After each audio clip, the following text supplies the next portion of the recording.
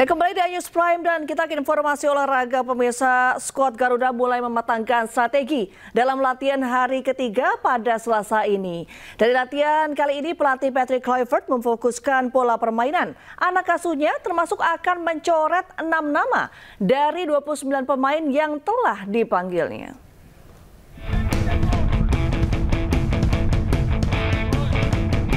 Skuad Garuda mulai mematangkan strategi dalam latihan hari ketiga yang kembali digelar di Jeddah. Seluruh pemain mengikuti porsi latihan yang disajikan.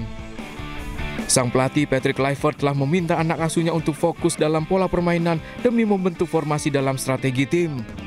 Dalam latihan kali ini, para pemain juga telah dipersiapkan untuk mengambil bola mati, penguasaan bola, dan peralihan dari serangan ke bertahan, begitu juga sebaliknya. Dalam laga melawan Arab Saudi, skuad Garuda pun telah diminta untuk bisa bermain maksimal. You know, that's the most important thing. You prepare them, but the day itself, the execution needs to be good. Set pieces, ball possession, ball loss, everything needs to be on fleek because we're 180 minutes plus away from the World Cup. So our aim is to do our thing and qualify. Dari latihan hari ketiga ini, Kluivert juga mulai memilih para pemain yang akan dibawanya dalam laga pembuka Kamis dini hari mendatang. Rencananya, Selasa malam waktu Arab Saudi, Kluivert akan mencoret 6 nama dari 29 nama yang telah dipanggilnya.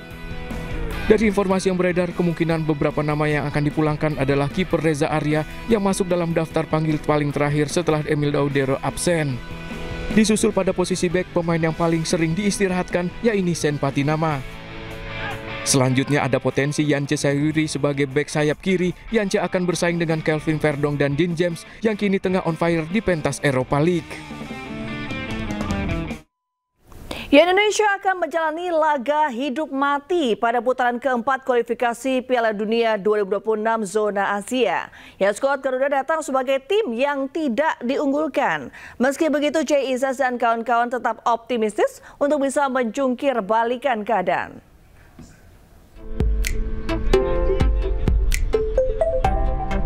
Indonesia akan menjalani laga hidup mati pada putaran keempat kualifikasi Piala Dunia 2026 zona Asia. Skuad Garuda datang sebagai tim yang tidak diunggulkan. Digelar di Arab Saudi, tidak sedikit yang memprediksi timnas Indonesia akan kesulitan. Bahkan bisa meraih 1 poin saja sudah merupakan mujizat bagi timnas. Sebagai tim tamu, memang tekanannya sangat berat. Dan tekanan publik Indonesia juga lumayan besar, sehingga mudah-mudahan tidak menjadi beban bagi Jay Izzas dan kawan-kawan. Bagi saya, untuk hasil imbang saja ini sudah cukup berarti, karena menghadapi tuan rumah memang dimanapun tidak mudah. Mudah-mudahan bisa mencuri poin, kalau menang ya itu mukjizat, dan bisa mencuri poin yang lebih banyak ketika menghadapi Irak dalam pertandingan selanjutnya. Menanggapi prediksi yang ada, sang manajer timnas Sumarji mempersilahkan jika skuad Garuda tidak diunggulkan. Ini malah menjadi pemantik semangat dan skuad Garuda bertekad untuk bisa membanggakan bangsa Indonesia. Silah-silahkan saja, dan itu justru menjadikan pemantik bagi kami, bagi para pemain untuk bisa berbuat lebih baik lagi, bekerja dengan keras dan berjuang untuk bangsa dan negaranya. Kembali lagi, ini adalah pertarungan hidup dan mati, dan kami ingin memenangkan pertarungan itu. Kami sudah bertekad dengan penuh semangat untuk bisa mengharumkan nama bangsa dan negara di kancah internasional. Memang peluang timnas Indonesia nyatanya sangat kecil jika dibandingkan Arab Saudi dan Irak. Namun bola itu bundar. Tentu Indonesia memiliki peluang untuk menjungkir balikan prediksi dan bahkan bukan hal mustahil jika Indonesia bisa melaju ke Piala Dunia.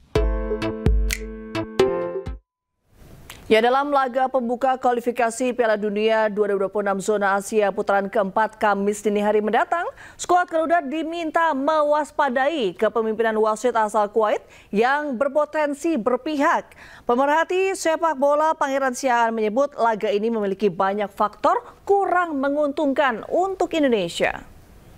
Bulan-bulan kita bilang bahwa inilah gunanya lobby, inilah gunanya negosiasi politik. Dilakukan oleh federasi. Kita kan selalu bilang orang Indonesia kan paling jago namanya ngolah-ngolah kan. Ngolah-ngolah tuh jago banget. Kenapa kita nggak ngolah-ngolah di AFC kan? Maksudnya PSSI nggak ngolah-ngolah nih, nggak ngolah-ngolah secara positif mesti lobby. Iya, karena kalau itu udah dilakukan, saya rasa kita tidak akan dapat wasit yang dari Kuwait gitu. Kita kan harus memaksimalkan memang bahwa kemenangan ditentukan di lapangan. Tapi kita harus meminimalisir sedikit mungkin potensi gangguan yang mungkin terjadi gitu. Dan kita udah tahu kira-kira nanti gimana. Tadi Bang Toel bilang, bola 50-50 itu udah paling gampang udah. 50-50 ini siapa nih bolanya? Wasit tinggal bilang bola Saudi, kelar urusannya kan. Gitu. Atau misalnya ya, saya nggak mau memberikan worst case scenario sebenarnya, tapi kita bayangin aja. Kondisi misalnya Indonesia leading, kita berandai-andai aja, Indonesia leading gitu. Menit 90. Apakah mungkin nggak ada kontak di dalam kotak penalti terus tiba-tiba terjun bebas itu hal biasa lah. Orang-orang yang udah sering nonton bola tuh udah tahu lah. Kira-kira hal-hal seperti ini tuh menit 90 ada. Indonesia leading, lalu kemudian ada kontak, kemudian terjadi pelanggaran, hukuman penalti. Udah sering kejadian, orang yang udah sering nonton bola kayak gini tuh nggak kaget. Jadi saya bilang di kesempatan sebelumnya, saya bilang bahwa ini banyak hal faktor yang tidak menguntungkan kita. Makanya kalau kita mau menang, menangnya itu harus mutlak. Harus absolut menangnya. Ya, sementara menurut pengamat sepak bola Tommy Welly, peluang kemenangan Indonesia dan Arab Saudi di laga pembuka kualifikasi Piala Dunia 2026 adalah 50-50. Welly juga menilai kualitas timnas Arab Saudi tidak bagus-bagus banget. Dan berikut potongan dialog program Rakyat Bersuara yang dipandu oleh Aiman Wicaksono. Yang pertama, saya bilang ini momentum. Kenapa momentum? Karena ini tinggal 2 pertandingan untuk kita menuju Piala Dunia 2026. Iya, kan masih ada putaran kelima, round 5. Ya, tapi kan kita bicara yang round 4 dulu. Momentumnya, kalau kita bicara Piala Dunia, sebetulnya hanya tinggal 2 pertandingan. 2 pertandingan ini hidup mati nggak berlebihan ya? Do or die, hidup mati Arab dan Irak, 8 dan 11 kan gitu. Atau 9 dini hari, 12 dini hari. Ini mirip posisi tahun 85 menuju Meksiko 86. Waktu itu pun tinggal 2 pertandingan. Lawan Korea Selatan, kalau menang lawan Jepang, kalau menang ke Meksiko 86. Dua-duanya kalah waktu itu? Waktu itu kalau lawan Korea Selatan kalah ya nggak lanjut. Oke, kalau sekarang? Jadi yang membedakan hanya sistem kualifikasi, tetapi positioning, saya ulangi lagi kalimatnya, positioning kita mirip lah. Jadi ini momentum terbaik pencapaian.